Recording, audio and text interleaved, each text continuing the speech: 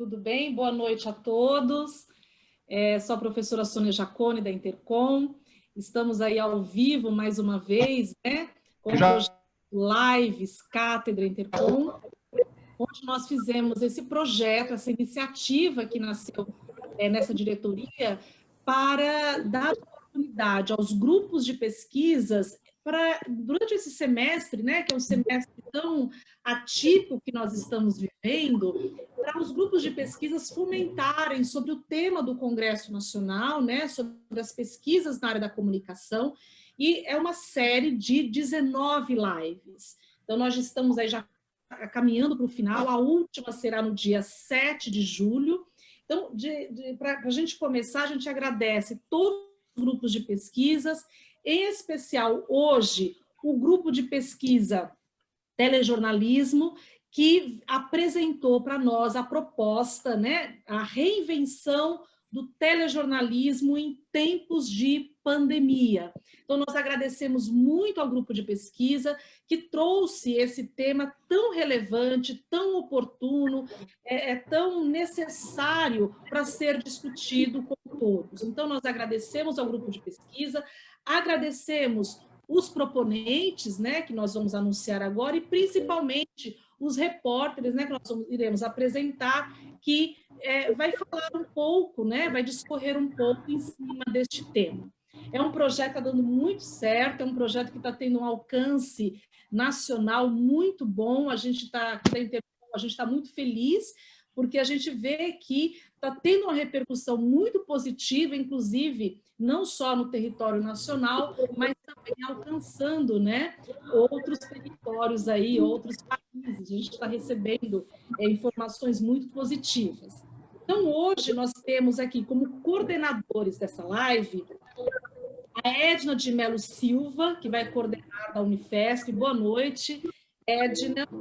Flávio Antônio Camargo Porcelo, da Universidade Federal do Rio Grande do Sul, e os dois irão coordenar. Nós temos como mediadora dessa conversa, que eu vou chamar de conversa, a professora Cristiane Finger, que é da Intercom.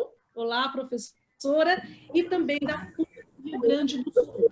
Queremos agradecer a todos que se inscreveram para participar da nossa live. Nós temos um número limitado, mas agradecemos desde já a presença de todos e todos aqueles que estão nos acompanhando ao vivo pelo Facebook.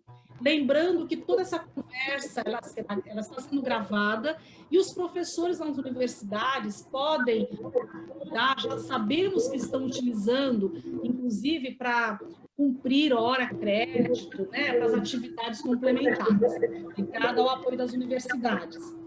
Como repórteres, são as pessoas que irão trazer o conteúdo aqui para vocês, que vão debater, nós temos a Sônia Bride, a repórter da Rede Globo. Muito obrigada, Sônia Bride, estar com você mais uma vez aqui, sempre a parceira da Intercom, né? A gente consegue trazer a Sônia Bride aí para os debates. O André Holdi, também repórter da TV Record, e o Léo Santana, também repórter do SBT. Sabemos da agenda de vocês, que é extremamente corrida, apertada, e vocês, mesmo assim, aceitaram o convite para esse debate que será tão rico. Muito obrigada pela presença de vocês mais uma vez, e no Intercom a gente agradece. Ficarei agora nos bastidores, a sala é de vocês. Boa noite, até mais. Obrigado, professora Sônia Jaconi, obrigado à diretoria científica da Intercom. Uma satisfação muito grande estar vendo esse mundo de gente aqui que acompanha, trabalha, vive a televisão, reunidos nessa nossa sala virtual, já vivendo esse novo normal. Então, eu também quero rapidamente dizer algumas palavras sobre o nosso grupo, saudar a presença dos nossos entrevistados e, num ritmo bem de televisão, passar logo a bola para a Cris, que tem muita gente boa para falar para a gente, muita gente boa ouvindo também. Um dado que para nós é fundamental, no nosso grupo de pesquisa em telejornalismo, da Intercom, e também na nossa rede de Telejor, que reúne pesquisadores de todo o Brasil, é a importância da televisão e do telejornalismo. A TV, pela sua hegemonia e capacidade extraordinária de penetração e E essa possibilidade de entrar em todos os lugares, ela tem audiências ilimitadas, atinge todas as camadas da população e é, sem dúvida, a principal fonte de informação da sociedade. Hoje, nos dias de hoje, em que há tanta fake news circulando, tanta mentira, tanta questão que precisa ser discutida e chegar à população, a TV é esse veículo.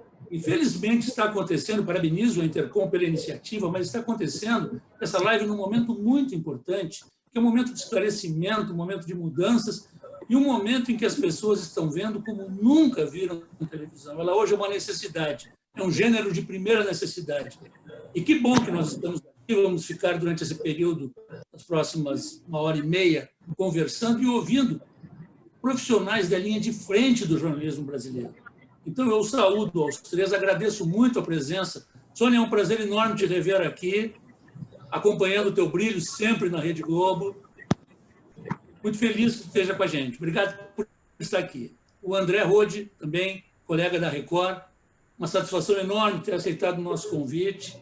Eu já sei, pelos meus colegas da UFSC, Universidade Federal de Santa Catarina, que vocês dois foram alunos brilhantes no curso de jornalismo de lá. E professores de vocês estarão aqui presentes, ouvindo a nossa conversa. E, por fim, eu saúdo o Léo Santana, e esse eu afianço embaixo. Excelente aluno, aluno nota 10, foi meu aluno na PUC, meu aluno da Cris da PUC.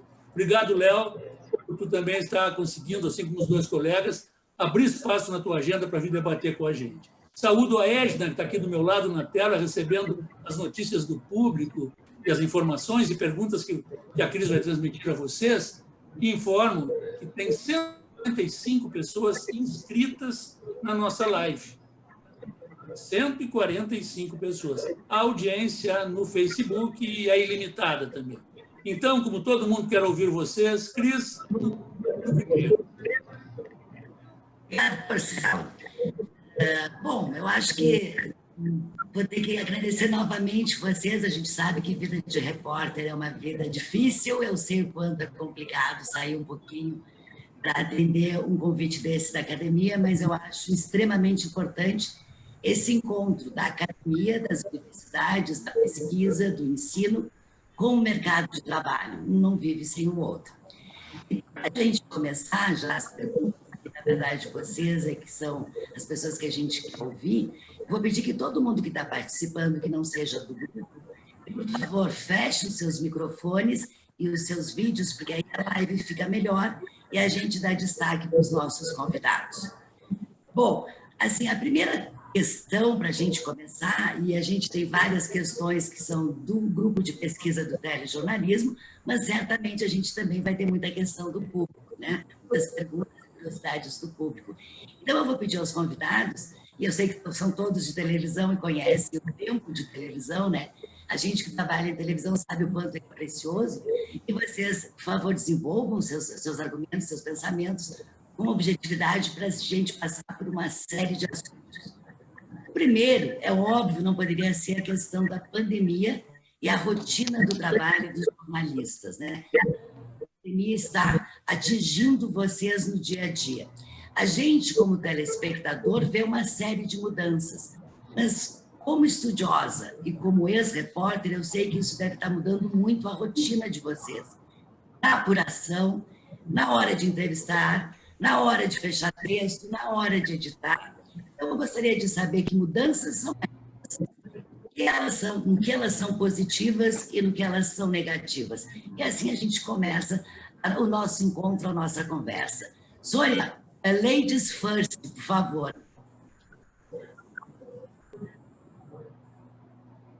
Abri. Oi, boa noite. Já é boa noite, né? Já está escuro lá fora. O que eu sempre gostei de fazer na vida foi estar na rua, encontrar com as pessoas, ver onde é que elas... Eu acho que o ambiente diz muito sobre as pessoas, né? Então, entrevistar a pessoa no ambiente dela, no local dela, ver o entorno, né? Tudo isso, para mim, sempre foi muito importante para fazer a reportagem. está sendo uma adaptação e tanto. Não ao home office, porque como correspondente, eu fiz home office na China 2 anos, em Paris 3 anos, mas eu saía e voltava, né? O meu escritório era a casa, mas eu era uma repórter com o escritório. Agora eu sou uma repórter que está reportando dentro de casa também, né? A diferença é que o filho cresceu, está mais tranquilo agora para fazer de casa. Eu acho que a gente está usando algumas que já estavam sendo usadas pelo telejornalismo, principalmente a televisão, os canais de notícias, né? Já estavam usando muito essas entrevistas remotas, esse tipo de interação, principalmente para entradas ao vivo, e hoje a gente está fazendo as gravações também, né? Eu acho que a gente perde bastante, perde muito de estar no ambiente, de estar mas eu acho que a gente agora está selecionando o que é essencial você estar no lugar, porque quando você está no lugar, você é mais uma pessoa para aumentar a aglomeração, geralmente você e mais 2, então são 3 pessoas para aumentar a aglomeração, onde tem uma equipe de televisão junto a gente, então o máximo que a gente puder evitar, o que não for essencial, eu acho que a gente tem uma obrigação de viabilizar a distância hoje, né? Eu devo dizer que eu estou trabalhando, gravando tudo dentro de casa desde o final de março. Desde o final de março. A minha situação é muito mais simples, né? Porque eu sou casada com um cinegrafista. Nós temos, o Paulo tem as câmeras fotográficas DSLR, que são câmeras de vídeo, né? De sensor grande e tal, essas câmeras de foto, vídeo, a gente tem equipamento de iluminação, a gente tem os tripés, a gente tem tudo o que precisa, computador, acabei de improvisar, deixa eu mostrar para vocês. Me incomoda o áudio é muito ruim de gravar off em casa, fica aquele áudio gravado em casa, né? Aí eu Parece real, né? Cabine de áudio de isopor. Fiz uma cabine de áudio de isopor com espuma, encomendei a espuma pela internet, colamos, fizemos com silver tape e tal. Então, a gente está fazendo mais um home studio do que um home office, né? E eu acho que algumas das coisas que a gente está fazendo agora vão ficar depois. Vão ficar, porque já esse movimento já vinha, teve uma acelerada, e depois, por várias razões, eu acho que elas vão ficar. Uma delas é custo. A gente sabe que televisão é um brinquedo caro, é um troço caro. Então, tudo que não for essencial para você reportar, se for só ouvir uma pessoa, por exemplo, eu fazendo uma matéria especial, muitas vezes eu viajo daqui para Porto Alegre para gravar uma entrevista, né? E de lá vou para Brasília para gravar mais uma entrevista. Uma entrevista, não é uma entrevista com ambientação e tal, é um especialista no assunto e tal, que é uma entrevista, um sentar na frente um do outro, né? Eu acredito que isso nós vamos continuar fazendo remotamente. E vamos deixar para ir gravar no local, assim, o que for personagem, situação, coisas que você tem que seguir, que você tem que acompanhar mais, que você tem que ter ambientação ou que você tem que ter uma investigação em loco. Certo. Deixa eu só explicar aqui. Deixa eu só explicar aqui que o Léo Santana acabou de sair, para quem está assistindo pelo Face, quem está aqui junto com a gente na live, porque o Léo ele está na sede do SBT do Rio de Janeiro e ele ainda está encerrando o turno dele. Então, nós temos 2 repórteres aqui em situação diferente. Eu quase ofereci a minha cabine para ele gravar o áudio. Exatamente. O Léo ainda está lá na sede, na redação. Há pouco ele conversava conosco ainda de máscara, só tirou a máscara para fazer o teste. Então, são situações que a gente está vendo na televisão e que a gente vai poder explorar com eles agora. Então, está voltando aí o Léo. Estava explicando, Léo. Acabei de explicar que você estava lá na redação ainda do SBT, no Rio, quer dizer, mais notícia impossível. de máscara e que tinha dado uma saidinha. Então, agora, aproveitar que você parou um pouquinho, vou esperar um pouquinho contigo, tá, André? Pode ser que roubem o Léo de novo. Léo, o que mudou nessa rotina de rua aí com esse negócio da pandemia, com esse negócio de nem sempre poder estar com o entrevistado na rua, como eu perguntei antes? Cuida do teu áudio, abre o áudio aí. Abre o áudio, Léo. O áudio está fechado.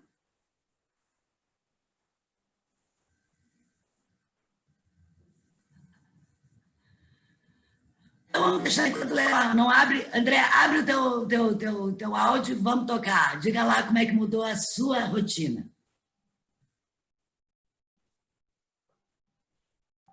Oi, estão me ouvindo agora? Sim, perfeito. Então, primeiro, boa noite a todos, é um prazer estar aqui, agradeço o convite. A nossa rotina mudou bastante, né?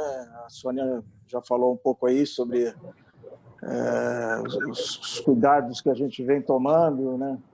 E cuidados com a saúde, tanto da equipe quanto dos entrevistados, evitar ao máximo possível o contato. Mas, nesse momento, eu estou em casa aqui, porque saí mais cedo, mas eu tenho trabalhado direto na redação.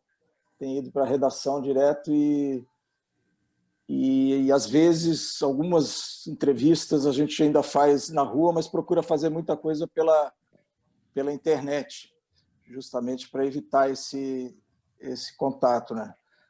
E eu acho que isso é um recurso que veio para ficar, eu acho, por essas questões de custos e tal, né? E vem dando certo, e a tecnologia vai melhorando cada vez mais, a imagem e o áudio vão ficando cada vez melhores, né? As pessoas vão aprendendo a enquadrar, porque no início a gente via alguns enquadramentos bem esquisitos, assim, e acho que isso facilita a logística do trabalho da gente.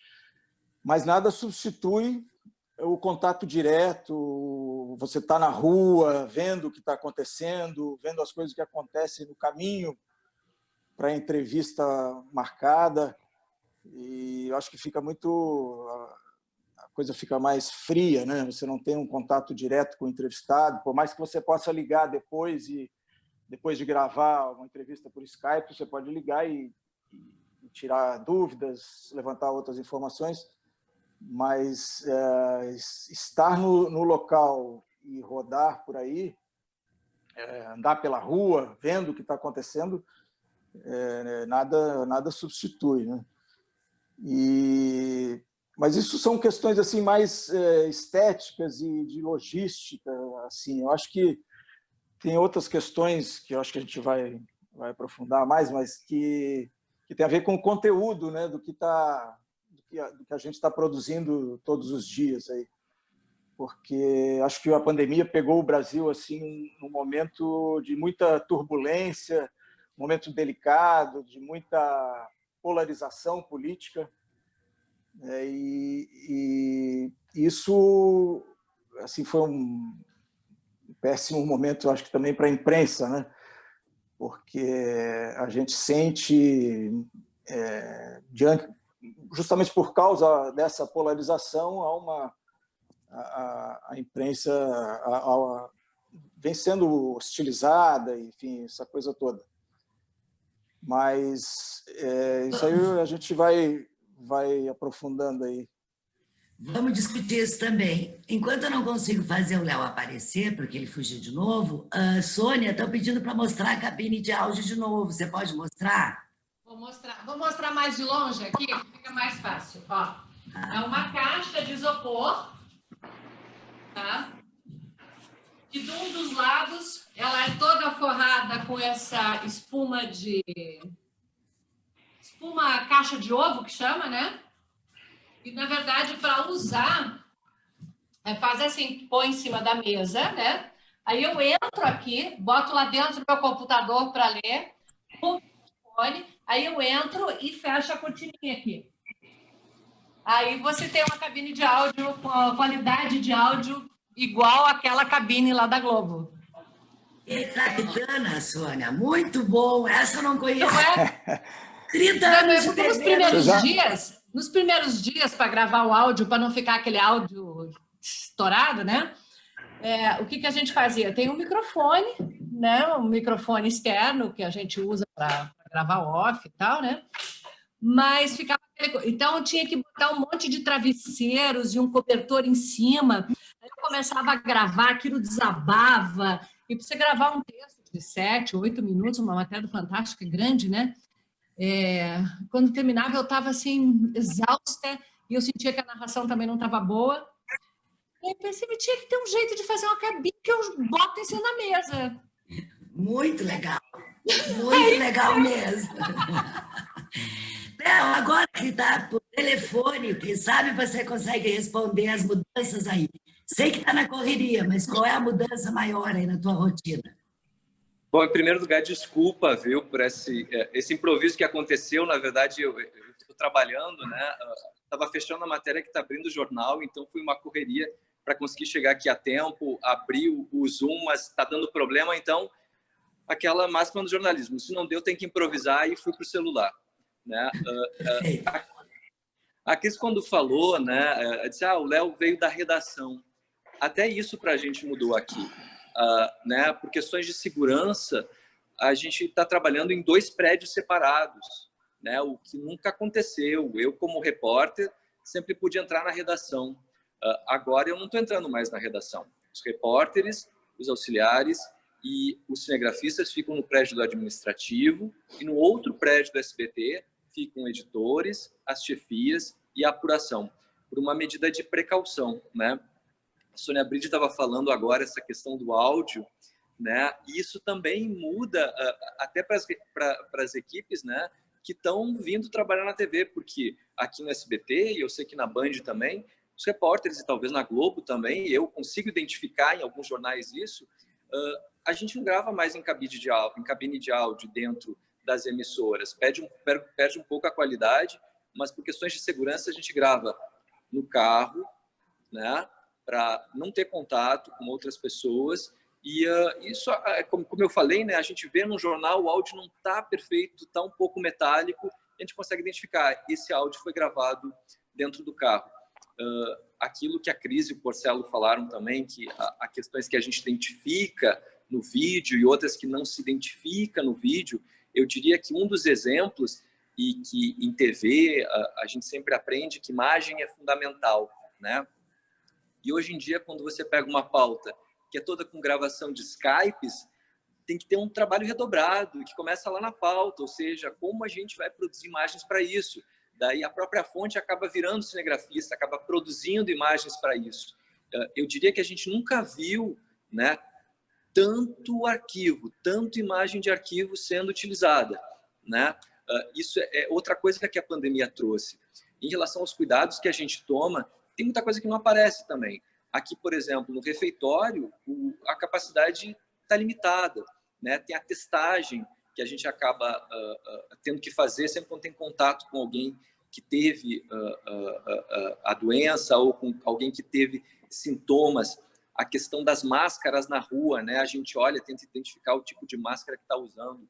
Quando a gente vai para algum lugar, por exemplo, para frente de um hospital, para um lugar onde há um risco alto de contaminação, a gente usa uma máscara específica, que é a N70, que ela é mais fechada. E a ordem é muito clara. Acabou a pauta, essa máscara vai para o lixo. Essa máscara não pode esperar acabar o horário, ela pode durar 4 horas, então essa máscara tem que deixar de usar. Eu acho que muita coisa mudou. Eu concordo com a Sônia Bride quando ela falou, né, eu não consegui ouvir, infelizmente, tudo que os meus colegas falaram, porque eu tive que sair para gravar um off agora, inclusive, mas eu concordo com ela que, né, a gente sente falta da redação, sente falta de estar no contato com as pessoas.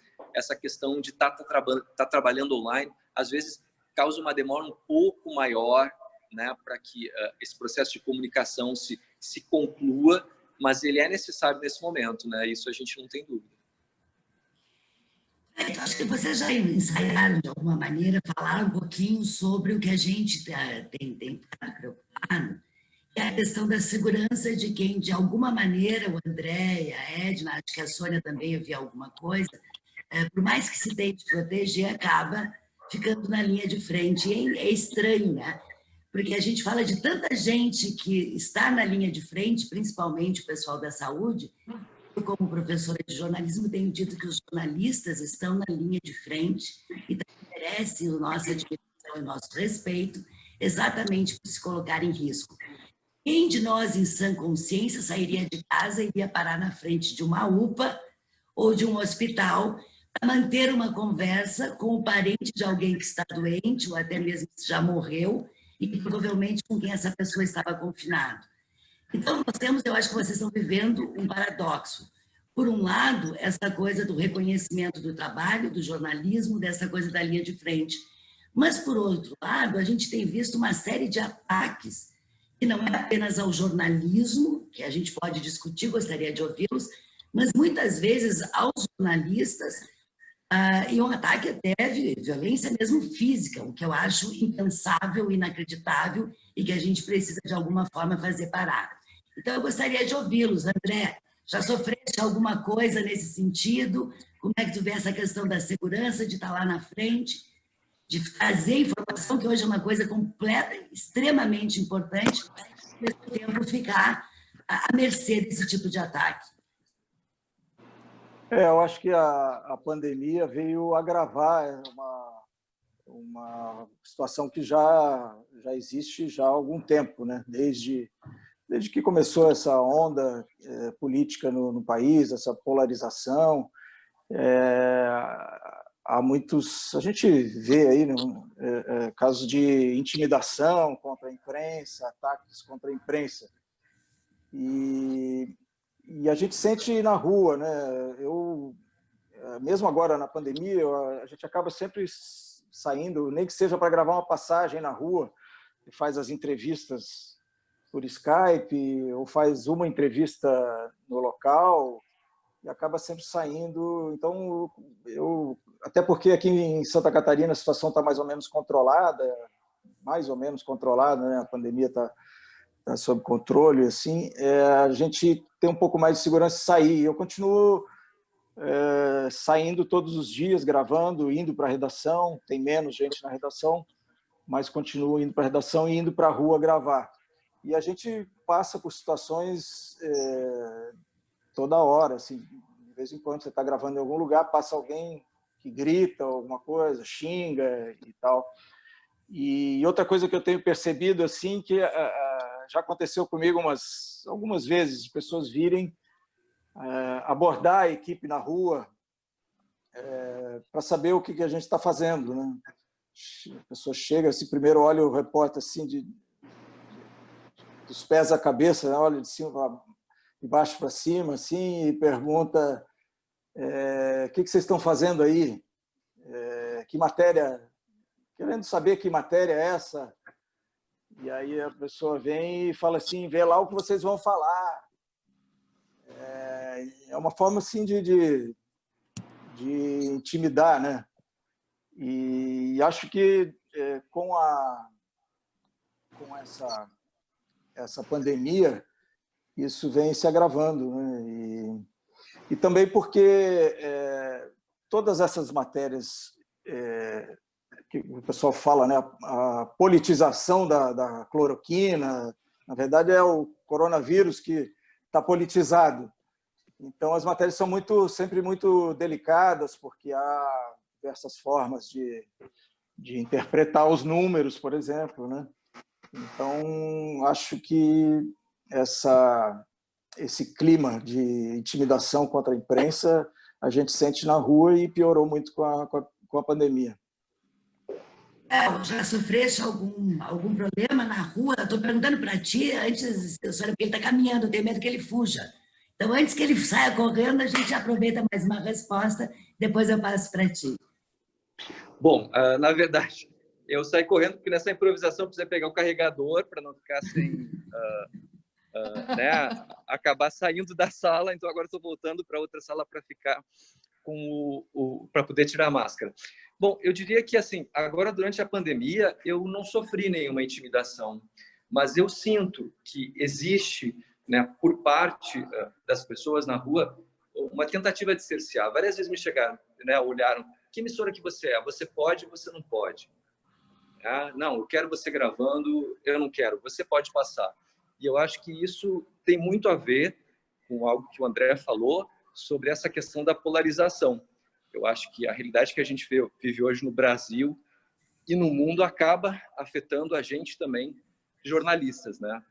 A gente acaba sofrendo essa pressão, né? Eu acho que né, os pilares do jornalismo eles balançam, mas não cedem, não quebram, né? E a gente sofre isso. Eu diria que em 2013 esse processo se aprofundou, né? De violência a jornalistas. Naquele momento, sim, eu sofri muito mais isso. O que eu diria que é importante para a gente é não se autocensurar, né? Às vezes a gente pensa, não, tem que seguir né, uma determinada, algo que acha que deveria fazer, porque acredita que seja isso, que esperem da gente, mas a gente tem que fazer o que a gente acha que é certo, como a gente aprendeu, né? Esse eu acho que é o melhor caminho. Sônia, a vida já foi difícil, né? Também, em vários momentos. Foi. Eu digo o seguinte, cada vez que tem alguém que não está satisfeito com a realidade, tenta tirar no mensageiro. E isso não está muito pior hoje do que era antes, mas não foi inventado agora. Eu vivo isso assim, quando teve, no governo Fernando Henrique, quando teve a privatização, por exemplo, da CSN, e aquele monte de processo de privatização, tinha protesto na frente da Bolsa aqui no Rio de Janeiro, era no tempo que o Rio de Janeiro tinha Bolsa, a gente sofria agressões direto, investigando as chacinas Candelária, de Vigário Geral, ameaças de policiais. Na eleição quando a Marta Suplicy foi eleita prefeita de São Paulo, nós sofremos ameaças do pessoal do Maluf. Sabe, assim, quem está descontente quer atirar no mensageiro.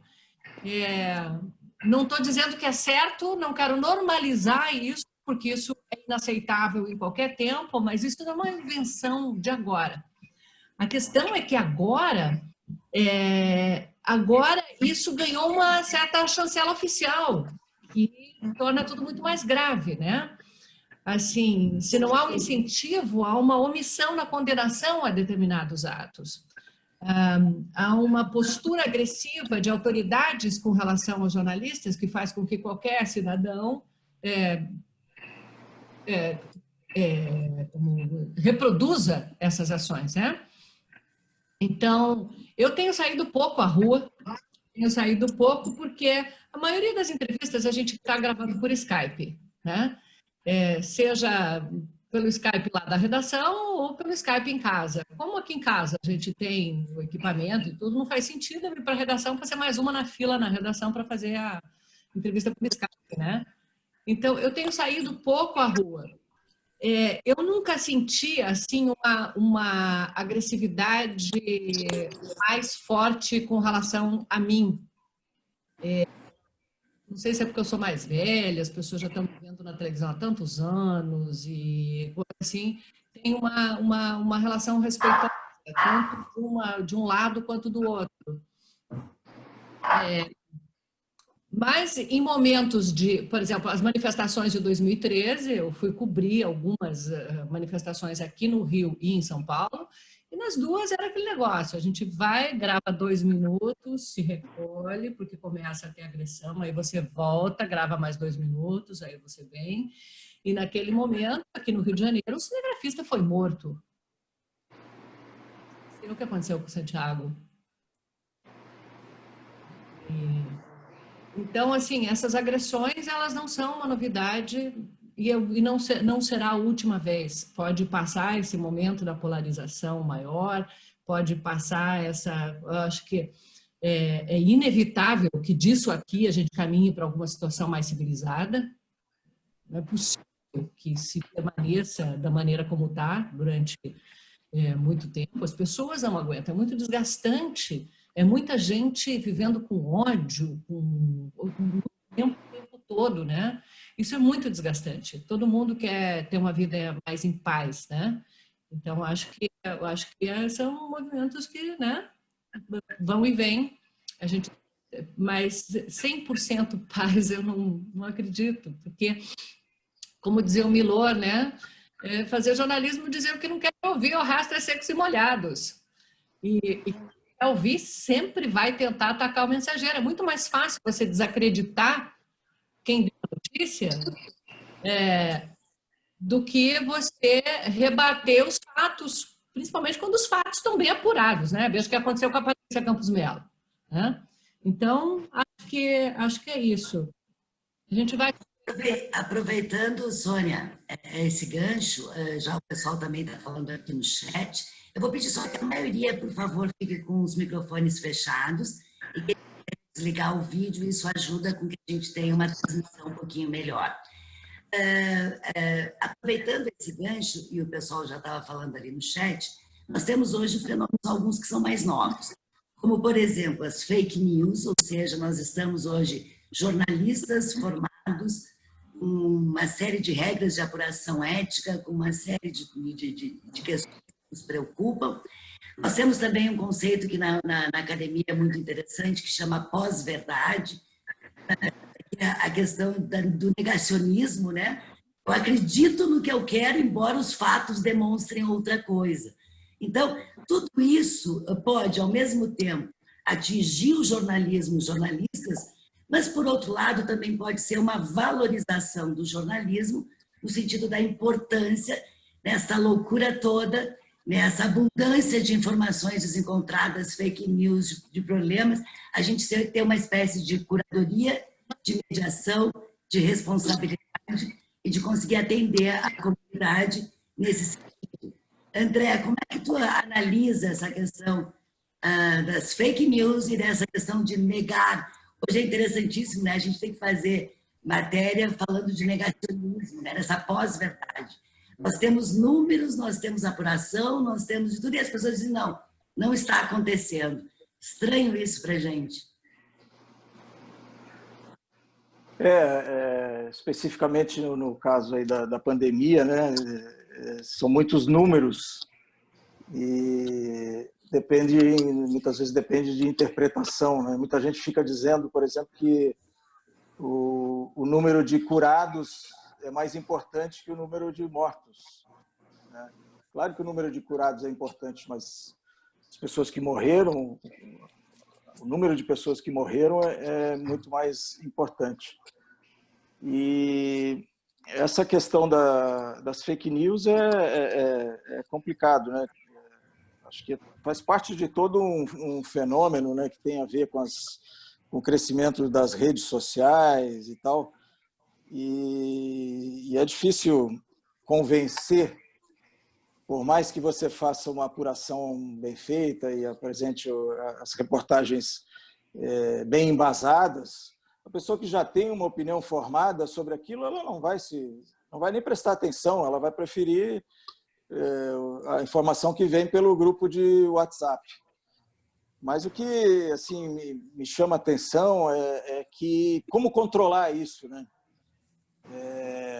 Agora a gente está vendo aí os inquéritos aí do STF, mas eu acho que os aplicativos, as empresas de tecnologia que têm uma responsabilidade, tem que assumir essa responsabilidade, deve ter mecanismos para controlar isso. Não é possível que você tenha lá no Twitter um robô que, como a gente vê, às vezes aí o robô faz o mesmo comentário para centenas de pessoas. As empresas têm que ter mecanismos para controlar isso.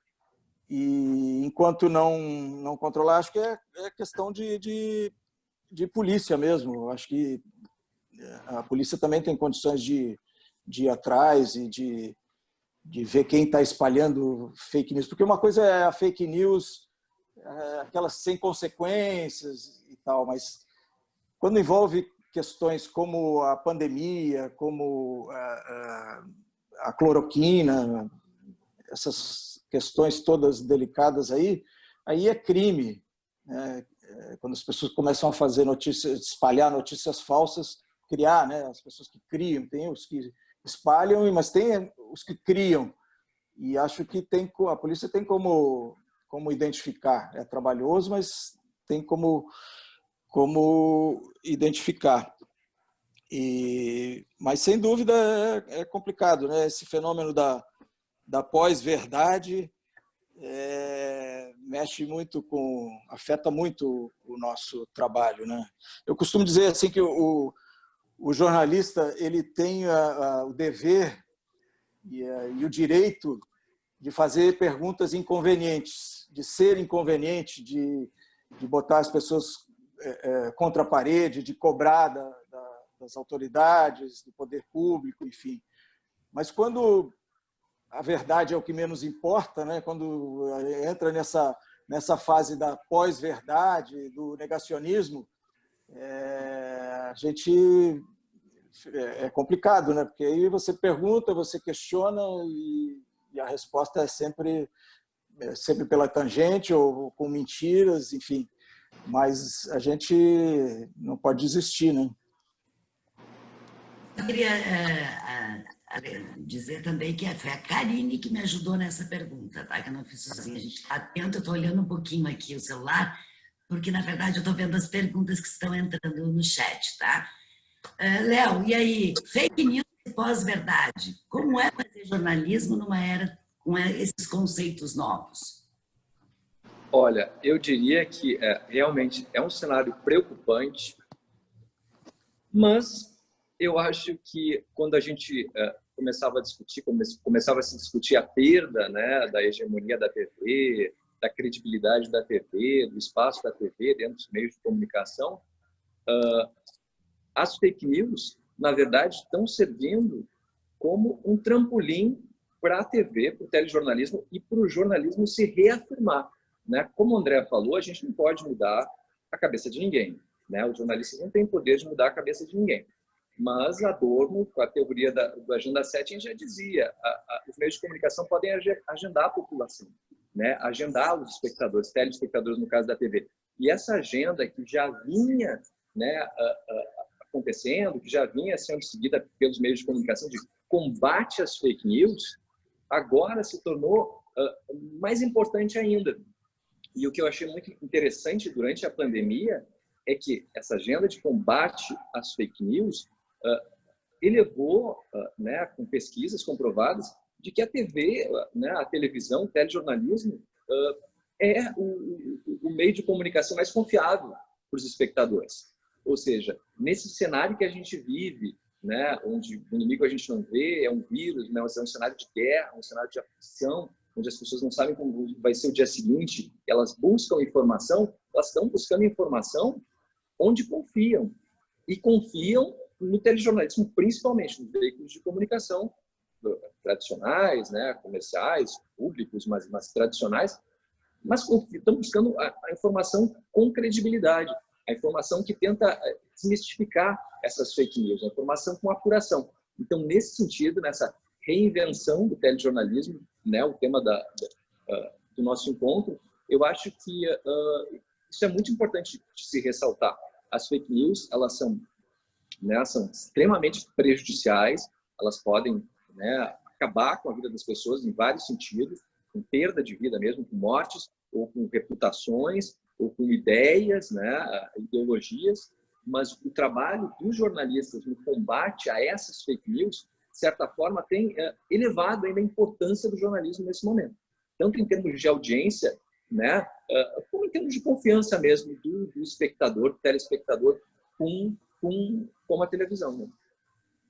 Sônia, nós duas somos mais ou menos da mesma época em termos de televisão. Eu não sei quanto a ti, mas eu jamais imaginei trabalhar, hoje estudar fake news e pós-verdade. Como é que tu avalias? Olha, eu acho assim, essas coisas sempre existiram. A gente conhecia por outro nome. Por exemplo, a gente conhecia como boato. Vocês lembram do boato de que a Glória Maria viu o Tancredo sendo assassinado? Não tinha internet, não tinha nada, e atingiu o Brasil inteiro. Também a gente conhecia por outro nome, propaganda, quando era feita pelo Estado, né?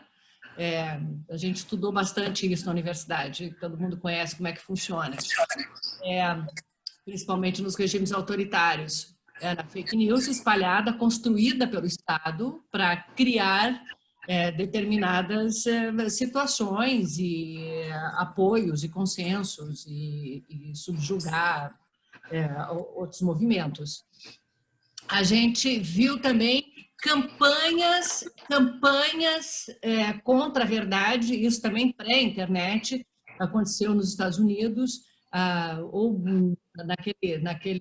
naquela alvoradinha da internet no começo dos anos 90, quando houve toda aquela campanha do cigarro, né?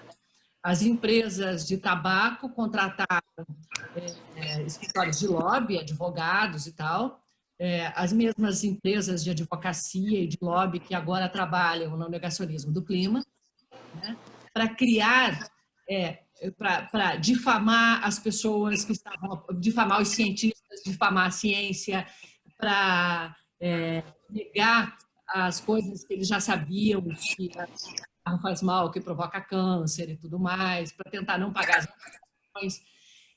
Mas redes sociais, com a internet, isso tomou uma outra proporção e agora a gente chama de fake news, né? Eu acho que fake news, eu nem gosto de chamar de fake news, eu gosto de mentira mesmo, que é o que é. São mentiras. Agora, eles pegam os elementos de várias dessas coisas. Tem a característica do boato, né? Tem uma delícia de fofoca junto, que é o que faz espalhar, o que viraliza isso, né? Tem as características da propaganda, que é para reforçar ideias e que vão fazer com que as pessoas que estão sendo prejudicadas defendam as ideias de quem quer prejudicá-las, né? Como dizia Marilena Chauí, a tecnologia perfeita que faz com que o oprimido defenda os valores do opressor. Eu acho que isso está acontecendo muito no Brasil hoje. E o profissionalismo do lobby, da publicidade, tudo a serviço de defender interesses econômicos que estão embutidos nessas coisas. Você não vê fake news que não tem alguém lucrando. E quando eu digo lucrando, eu quero dizer lucrando financeiramente. Porque mesmo que o lucro seja político, esse lucro se traduz em poder e vantagem financeira. Sempre. Sempre. Então, você não tem fake news se você não tem alguém por trás lucrando, ganhando com isso. Ganhando prestígio, ganhando poder e ganhando dinheiro. E não é por acaso que algumas coisas, algumas características, o negacionismo da ciência, o lobby da cloroquina, está junto com os caras que são os negacionistas da ciência do clima, que são os mesmos caras que trabalhavam para o lobby do cigarro, agora trabalham no lobby do petróleo e do carvão. Está tudo muito junto e está também muito junto com algumas organizações religiosas, que, na verdade, são organizações políticas que usam a religião como ferramenta política. Eu acho que você tem tudo isso junto, e se você não compreende assim, a complexidade disso e os interesses que movem isso, você não consegue combater. Eu vejo, por exemplo, uma coisa que eu escuto muito, cada vez eu faço muita matéria de meio ambiente, e aí se fala de meio ambiente, da defesa das terras indígenas e tal, e vem sempre a mesma coisa assim, mas e as ONGs estrangeiras que estão lá? Tipo, quais ONGs estrangeiras? As ONGs estrangeiras que estão lá? Mas quais ONGs? Me dê o nome de uma ONG estrangeira que está lá explorando, roubando coisa do Brasil, o que está... Assim, Não tem, entendeu? Porque é o discurso que você vai encontrar em determinadas páginas que ficam batendo. Por outro lado, eu sou uma pessoa que eu acho assim, eu acho que a gente não está aqui para... É bom quando tem audiência, é bom quando as pessoas querem ver a nossa reportagem, mas o jornalismo não existe para dizer para as pessoas o que elas querem ouvir. O jornalismo existe para dizer para as pessoas o que elas precisam saber para poder tocar suas vidas, tomando decisões educadas sobre tudo, né? Sobre o remédio que vai tomar, sobre os perigos que se apresentam e tudo mais. E eu vou citar assim, e eu acho que as pessoas mudam de ideia, porque está tudo muito solto, é muito papapá, elas são muito bombardeadas, e se elas veem uma reportagem com começo, com meio, com fim, com contextualização, bem apresentada, que a gente tenta fazer atraente visualmente, elas às vezes se tocam. Eu vou citar um exemplo aqui, que foi... Sônia, eu só vou te pedir para te apressar um pouquinho, porque agora o pessoal que está na audiência... Está na hora. E tem um monte de questões para perguntar. A gente tem que fazer a rodada. Para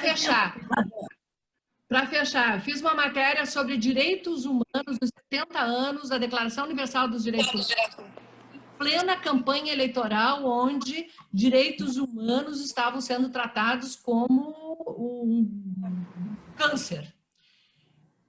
E, por incrível que pareça, as mensagens mais frequentes que eu recebi de pessoas que assistiram a matéria, depois da matéria, pelas redes sociais, foi: Sônia, eu entendi o que é direito, o que são os direitos humanos, eu tinha outra ideia.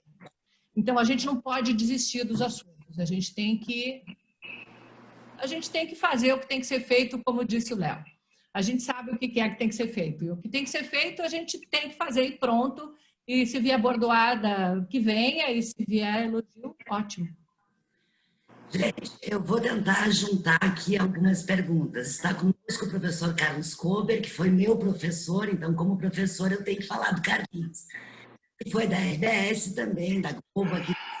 E ele fala sobre a humanização do jornalismo. Eu vou aproveitar o gancho dele para ver com vocês uma coisa que eu tenho ouvido muito e vocês também devem ter ouvido, que as pessoas não aguentam tantas notícias ruins, que o jornalismo e o telejornalismo é muito pesado, que por isso as emissoras deveriam mudar. Eu, na verdade, acho que as pessoas desconhecem o controle remoto, né? Que é uma coisa bem fácil hoje de usar, e que elas mesmas têm responsabilidade sobre o tempo que ficam em frente ou ligadas nas notícias, seja da forma que for. Mas eu queria ouvi-los, né? Porque essa coisa que as pessoas esperam que a gente brigue com notícia, né? Como é que a gente faz? As notícias atualmente são ruins, o que a gente pode fazer, né, Léo? Bom, eu diria que, e aproveitando aquilo que a Sônia falou, né, que a gente deve falar o que as pessoas precisam ouvir, né? Não só aquilo que elas querem ver, seja porque seja algo sensacionalista ou porque seja algo que seja agradável para elas. Eu acredito que agora, durante a pandemia, houve um fenômeno que eu, como jornalista, eu sou formado há 19 anos, eu não tinha visto ainda, né? A gente vê nos veículos comerciais que existe uma preocupação muito grande com a audiência, né? E nos telejornais locais, aqui no Rio de Janeiro, pelo menos, nos últimos anos, as pautas policiais predominavam nos telejornais, né? Em algumas emissoras mais, em outras menos, mas a violência pautava os telejornais locais. Em meados de março, isso mudou, né? A violência desapareceu dos telejornais.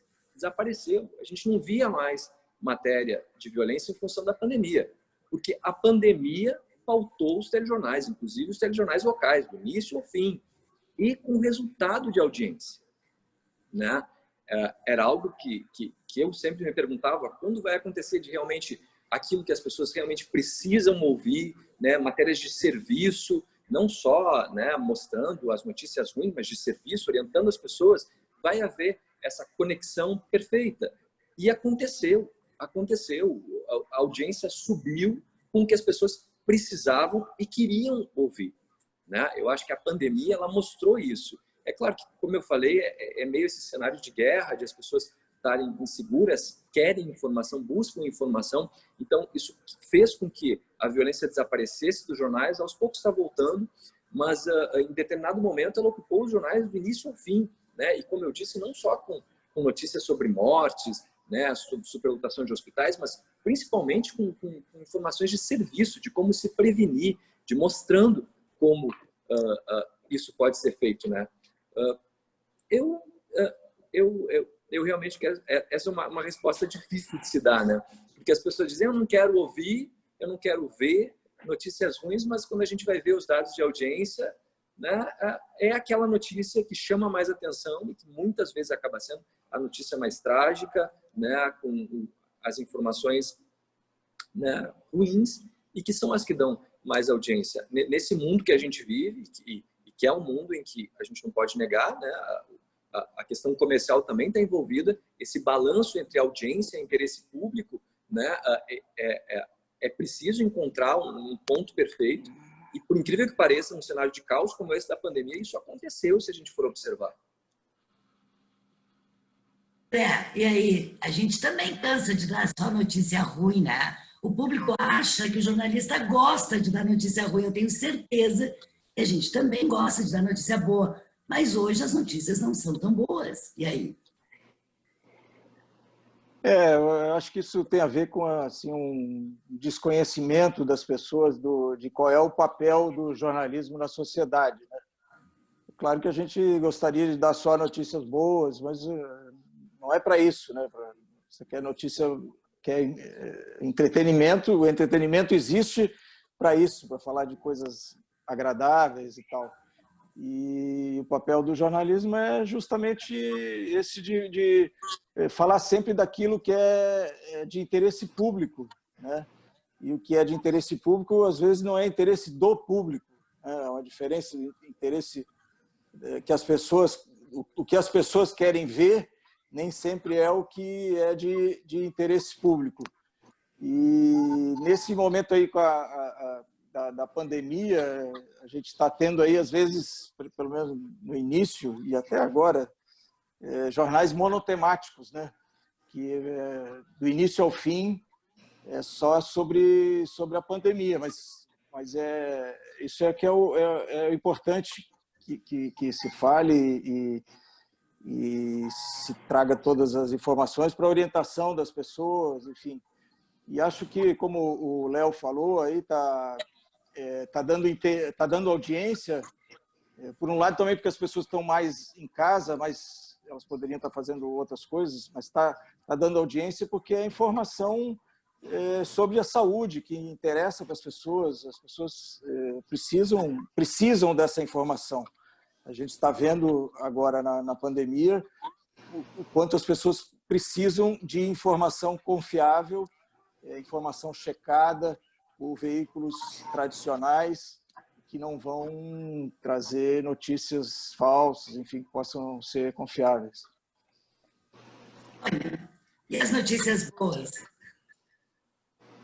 Lá atrás delas. Eu juro, assim, eu adotei como método de trabalho, tá? De toda semana correr atrás de pautas que sejam pautas que também tragam algum alento, que tragam notícias boas. Eu acho que, por exemplo, quando a gente faz uma matéria mostrando que em meio a todos esses problemas, essa doença extremamente desconhecida, tinhosa, né? Porque ela ataca as pessoas. Por que tem gente que não sente nada? Tem gente que não é infectada e tem gente que morre. Por que alguns têm o fígado atacado, outros têm o intestino, outros têm o cérebro atacado, né? E aí a ciência ela também está trazendo coisas boas. Essa semana, por exemplo, uma notícia da Covid sobre o Decathlon, né?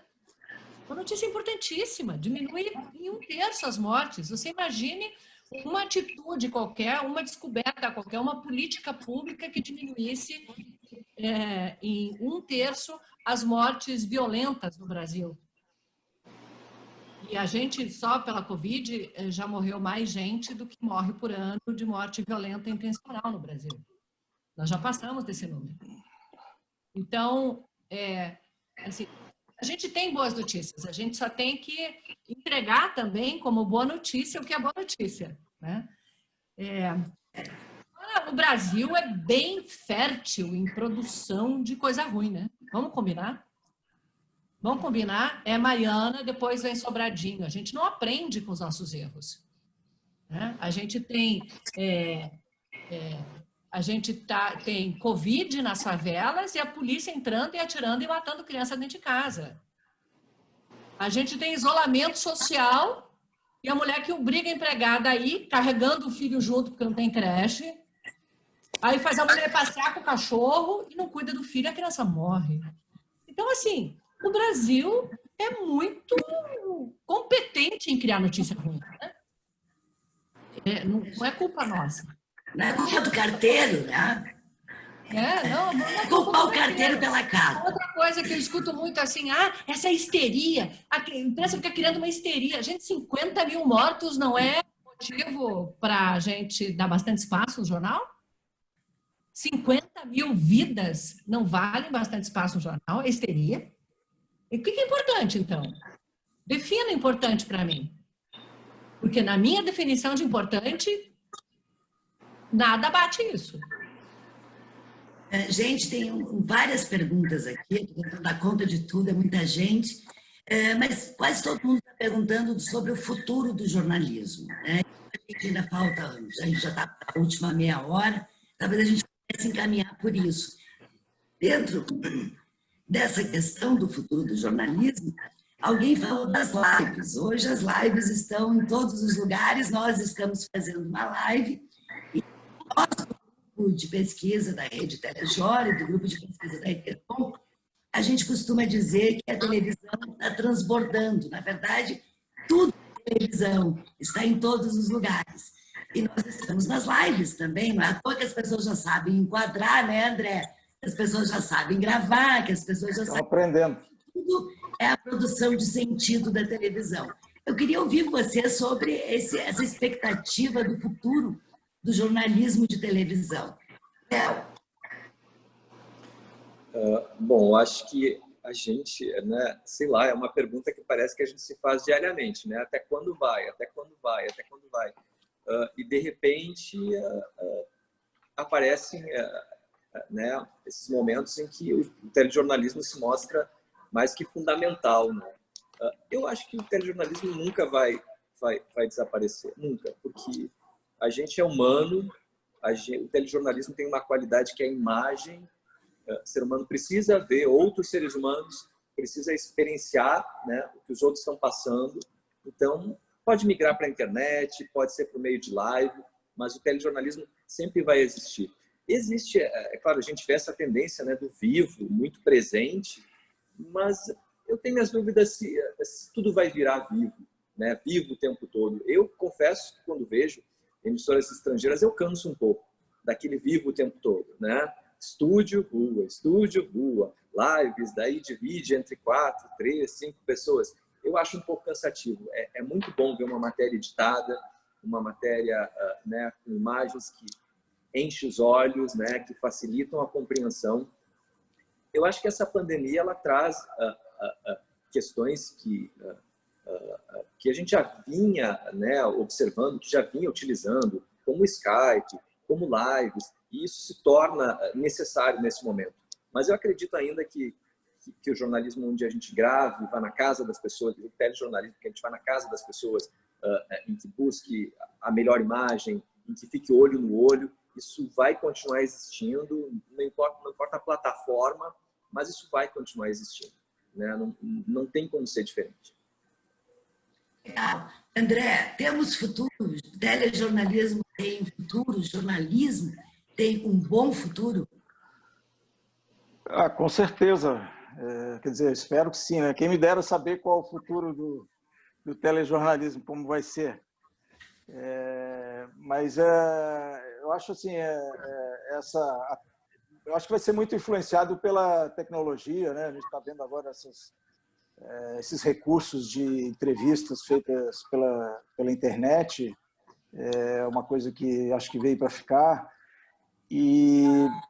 Mas eu acho que assim, o Léo falou aí que há uma tendência de as pessoas acharem que vai ter muito jornalismo ao vivo e tal, que vai ser muito mais ao vivo.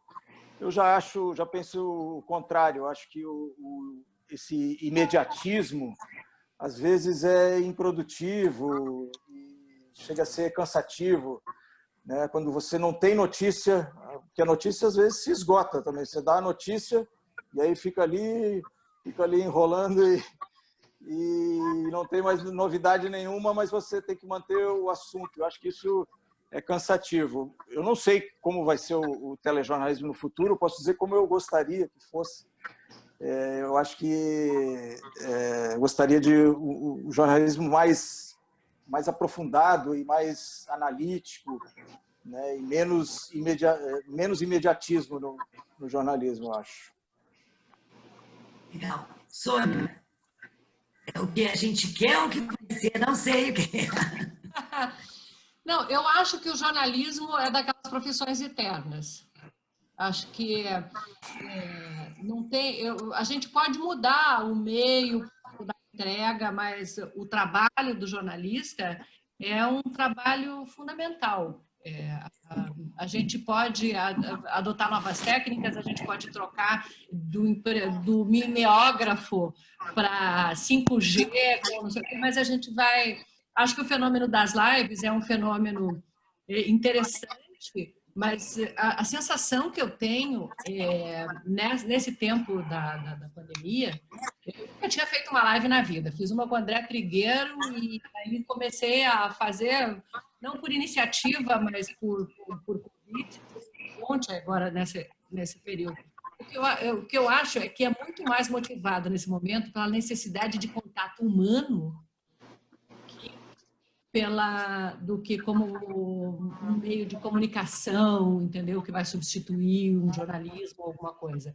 Eu acho que a live te dá uma sensação muito mais de proximidade. É um grupo menor que está assistindo, você pode interagir, você pode fazer pergunta e tal.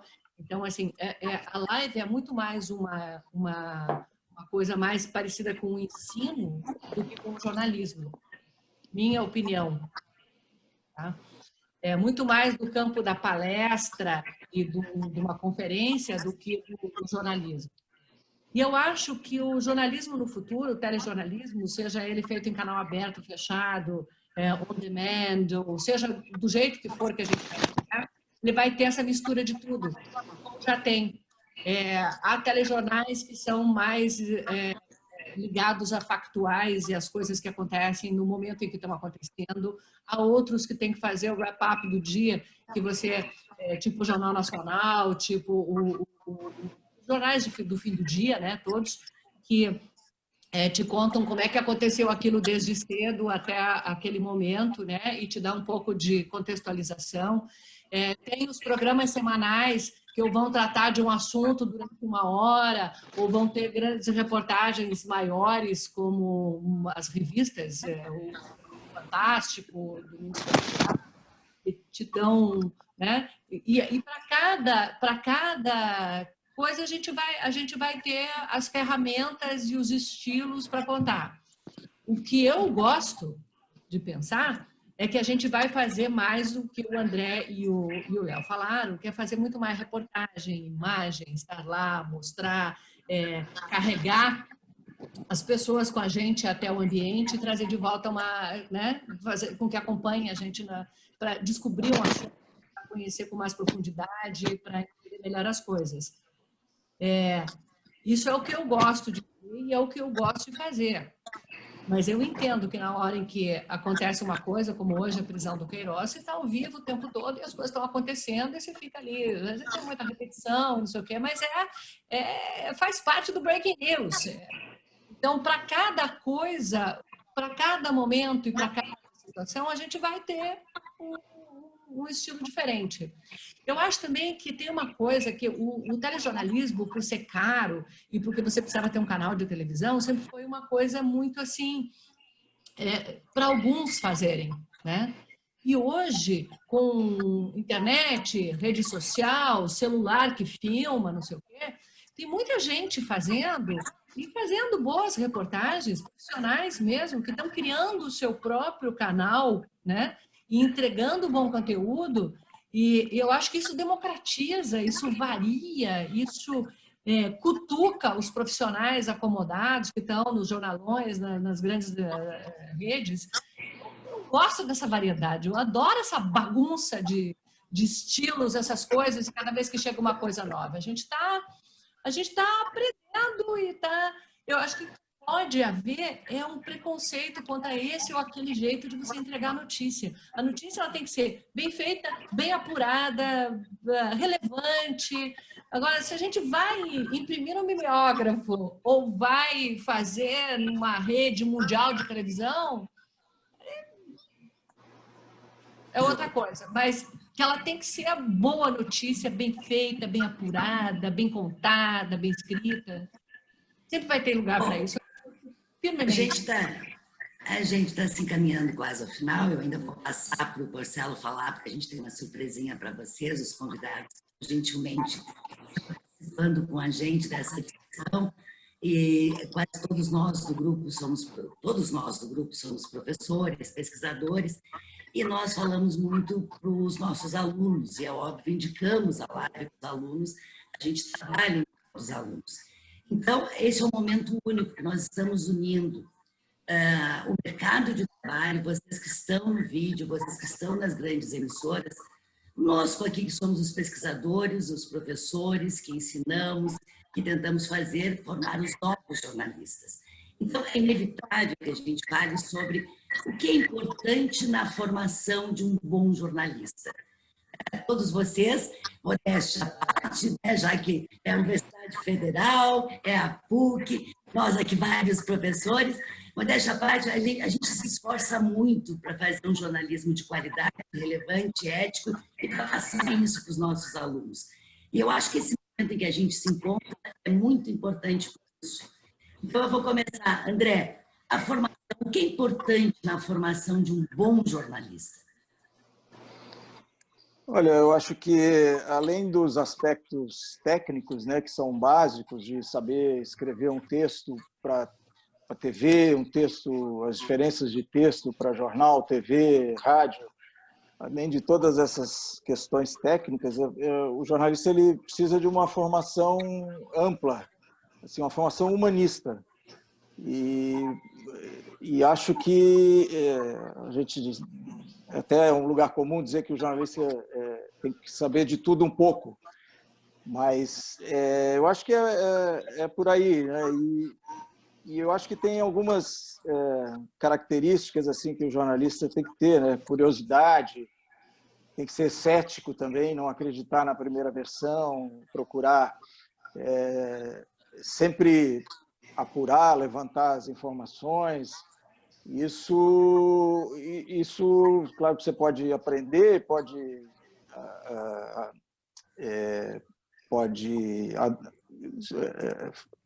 começar a encarar dessa forma, mas isso tem muito a ver com a personalidade da pessoa, né?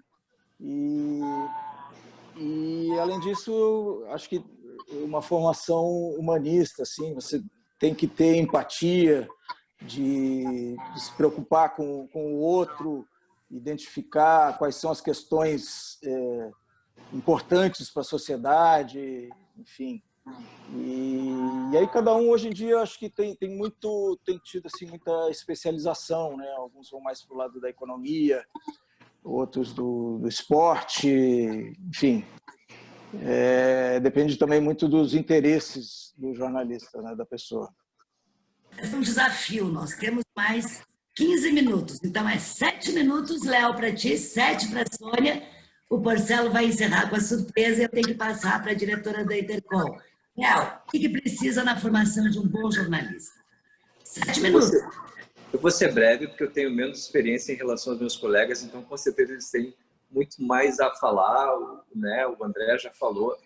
Eu acho assim, eu sempre escutava, né? Jornalista tem que gostar de escrever. Eu sempre gostei de escrever, né? Mas quando a gente começa a trabalhar, eu acho que a gente percebe que tem uma outra questão que é fundamental na formação, tanto quando está na universidade, quando está na carreira profissional, que é jornalista gostar de informação. O jornalista tem que gostar de informação, tem que ser louco por informação. Entendeu? Porque a informação é a arma que a gente vai ter o tempo todo. Na hora que você vai brigar no bom sentido por uma pauta, de tentar virar, de seguir outro caminho, de fazer isso, é informação que vai fazer com que você vença ou não essa discussão. Essa sede por informação que vai fazer você buscar outras pautas, que vai fazer você ter um novo olhar no mundo. Essa sede por informação que vai fazer você ver filmes, ir cinema, buscar documentários. Né? Eu escuto muita gente às vezes pergunta, né, estagiários, eu quero ser repórter. Eu disse, mas você já é um repórter. Todo jornalista é um repórter, não é porque você está na apuração que você não é repórter, não é porque você está na pauta que você não é repórter, não é porque você está na edição que você não é repórter, não é porque você não é chefe que é um repórter. Todo jornalista é repórter. Ele tem que olhar a informação com o olhar de repórter, né? Aquela velha história, um pauteiro, um produtor, ele não pode ser secretário, ele tem que ser jornalista, ele tem que olhar aquilo com informação. Como o André falou, ele tem que duvidar daquela informação, ele tem que buscar. Quando está fazendo uma pauta, você é o repórter daquela pauta. É claro que quem vai fechar é um outro repórter, é um outro profissional, mas tem isso na cabeça. A busca por informação, a informação é a melhor arma que a gente tem e todo mundo, na verdade, é um repórter lidando com aquela informação. Sobrou nada. Não sobrou nada para falar. Não sobrou nada para falar. Vou acrescentar uma coisa. Fecha 7, vou bancar. Não, mas vou fazer mais rápido. Vou dizer o seguinte, eu acho que um skill, uma habilidade que a gente precisa desenvolver, e não só no jornalismo, mas em todas as profissões, é a capacidade de aprender. A capacidade de aprender continuamente. Porque assim, a gente tem tudo isso, você tem a curiosidade, a formação humanista, aquela vontade, aquela sede de informação, que você escuta tudo, você lê, você corre atrás, você tem que gostar de arte, você não vai, eu não conheço ninguém que não gosta de ler e que escreva bem. Né? Então, assim, você tem que saber, você tem que gostar de escrever, antes disso tem que gostar de ler, tem que gostar de catar informação, mas eu acho que você tem que aprender a aprender, porque a gente hoje, os assuntos, eles são todos muito colados, eles são todos muito misturados. E se você vai cobrir, por exemplo, a Covid, você tem tantos aspectos, você precisa entender um pouco de ciência, você precisa entender um tanto de direito, você precisa entender. Então, assim, você tem que ser capaz de mergulhar num determinado assunto e realmente aprender. E aprender é uma habilidade que você desenvolve. Né? Eu acho que isso tem que ser mais exercitado. A capacidade de aprender muito sobre alguns assuntos num tempo rápido e tal, porque isso melhora muito a qualidade do que a gente faz. Pronto. A gente foi rápido aí, Léo. Esse pessoal de TV editado, é uma maravilha ser mediador aqui. Gente, muito, muito, muito obrigada. Eu vou passar a palavra para o Porcelo, que é o nosso vice-coordenador, para ele fazer o encerramento. Mas aqui na mediação, né, na minha modesta mediação, eu vou aproveitar a deixa da Sônia, que mesmo dando aula há tanto tempo, mesmo que a gente estude tanto, pesquise tanto, é muito bom um encontro como esse, a gente volta a pensar nas coisas, a refletir. Vocês me perdoem aí ter que apressar aí algumas respostas. Foi um prazer reencontrá-los e a gente espera que a gente tenha outras oportunidades para estar mais junto. O pessoal que está lá na linha de frente, por favor, meus parabéns, minha admiração por essa linha de frente. E o pessoal que está aqui na retaguarda, pensando, pesquisando, fazendo todo o possível por um bom jornalismo, por um ótimo telejornalismo. Marcelo, eu te passo e tu logo em seguida passa para a Sônia, que ela está esperando. Faz o nosso encerramento e a nossa surpresa. Meninos, meninas, muito obrigada. Obrigado. Muito obrigado. Também, André, Léo, Obrigada. Sônia. Agradecer a você. Sônia, a tua cabine portátil é simplesmente o máximo. Ela é um item necessário agora no novo normal. Vai ter que exportar. Eu acho que eu vou montar uma indústria. Vou montar uma Pois é. Pois uma é. linha de montagem de isopor. A nossa rede ela tem a característica de publicar anualmente. Por quê? Porque se costuma dizer, e o nosso grupo reiteradamente repete isso, televisão a gente assiste sim, mas televisão a gente lê também. Um aparelho de TV, um computador, um celular, um smartphone, eles vêm acompanhados de manual de instruções. A narrativa da televisão não vem acompanhada de manual de instruções. Ou a gente entende ou não. Ou sabe o que está vendo e o que está deixando de ver ou não. Por isso, nós temos a obrigação de ensinar os nossos alunos a lerem muito sobre TV. E para lerem muito sobre TV, temos que ter textos atualizados. A nossa rede publica anualmente. Temos uma coleção que já está há mais de 10 anos publicando, todos os anos, é a coleção Telejornalismo Audiovisual. E esse ano, também está sendo um ano especial em tudo, nós temos nada mais, nada menos do que 60 artigos para publicar. Todos atualizados, todos sendo redigidos neste momento, em plena pandemia. No entanto, 60 artigos não cabem num livro, ficaria algo gigantesco.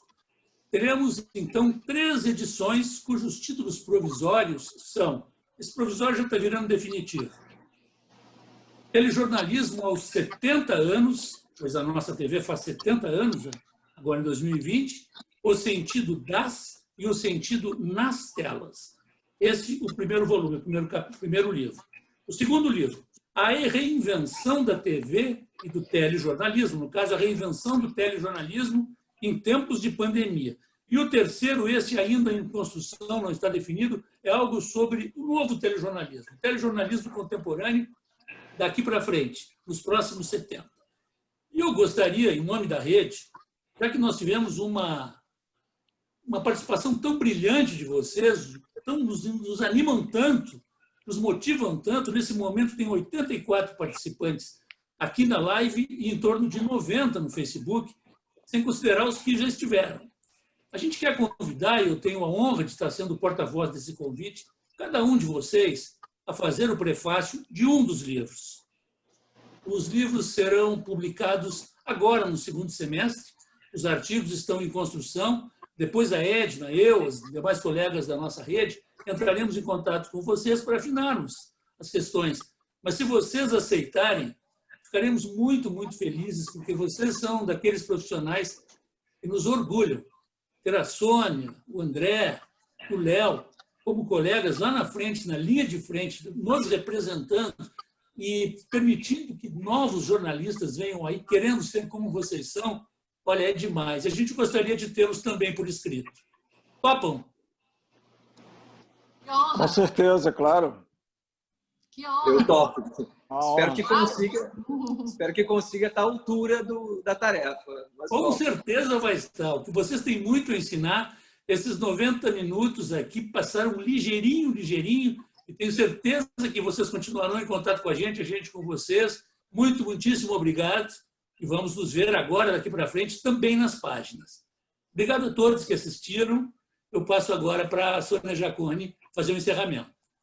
Sônia, em tempo, olha o que é o telejornalismo. Olha ali o horário. Excelente, excelente. Eu estou aqui acompanhando, são práticos, diretos, né? E obedece o tempo à risca, conseguem fazer um bom resumo. Maravilha. Acompanhei aqui nos bastidores, aprendi muito. O professor Flávio falou que eu iria falar aqui no final. 90 minutos, professor, assim, riquíssimos, que passaram de uma maneira prazerosa, onde a gente queria cada vez ouvir mais e mais, né? A gente vai acompanhando aqui também os comentários, o quanto as pessoas curtiram, né? E gostam de ouvir quem está lá, né? Quem está lá na linha de frente, quem está praticando, aqui, nós que somos professores, a gente vê os alunos, né, querendo estar ali na linha de frente, eles terem essa oportunidade de ir ouvi-los, né, tão próximos. Então, parabéns, mais uma vez, muito obrigada ao GP de Telejornalismo, que trouxe essa grande contribuição para todos nós, que vocês trouxeram esses convidados, né, assim, de ponta, excelentes, que trouxeram uma experiência muito boa. Muito obrigada, eu tenho certeza que esse material, como ele será gravado e logo mais será disponibilizado no site da Intercom, ele vai servir assim de material por muito tempo, né, para os professores reverem, para indicar para os alunos. Muito obrigada, Sônia Bride, André, Léo Santana, por vocês dedicarem esse tempo aqui a nós. Nosso agradecimento a também quem organizou, né, quem estava ali também mediando, a Edna de Mello, o professor Flávio. Cristiane, você fez uma excelente mediação, parabéns, viu? Fiquei aqui também acompanhando, muito bom. Então, olha, gente, agora para encerrar a nossa live, nós queremos dizer que todos aqueles que estão participando, inclusive os palestrantes, inclusive vocês, repórteres, irão receber um certificado da Intercom após o final dessa série de lives. O professor Flávio, o André, a Cristina Finger, todo mundo que está coordenando ou mediando, ou as pessoas que estão ali também apresentando, irão receber os certificados, além dos inscritos para lives, né, do projeto Cátedra Intercom. Tem que ter, para os inscritos tem que ter uma participação de 75%, ok? Isso após a última live. E queremos apresentar aqui a nossa próxima live, que nós já estamos indo para a 15ª, então daqui a pouquinho terminando, dia 23 de junho, e essa live ela foi proposta pelo grupo de comunicação e esporte. O tema esporte e olimpismo entre utopia e distopias. Quem propôs, quem estará ali com a gente, né? A Tatiane Hilgenberg, eu acredito que é assim o nome dela, Figueiredo, da Universidade Federal de Roraima, o professor Rafael Duarte Oliveira Venâncio, da USP, o professor Ari José Rocco Júnior, também da USP, José Carlos Marques, da Unesp. Então, quem tiver interesse, né, vai lá no site da Intercom, já pode fazer inscrição, as inscrições já estão abertas, porque no dia 23 o nosso projeto Lives Cátedra Intercom continua.